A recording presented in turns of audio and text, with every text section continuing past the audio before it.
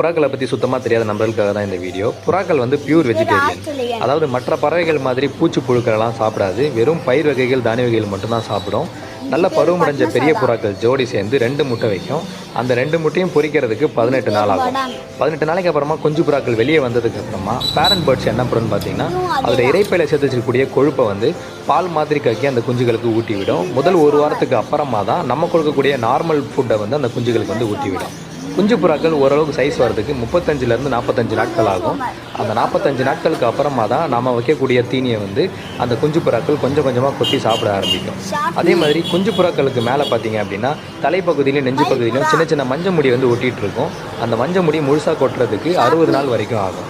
அந்த மஞ்சள் முடி முழுசாக கொட்டி 60 நாளைக்கு அப்புறமா தான் அந்த இறகுகள் எல்லாமே நல்லா முதிர்ச்சி அடையும். அதுக்கப்புறமா தான் அந்த குஞ்சு புறாக்கள் பறக்க ஆரம்பிக்கும்.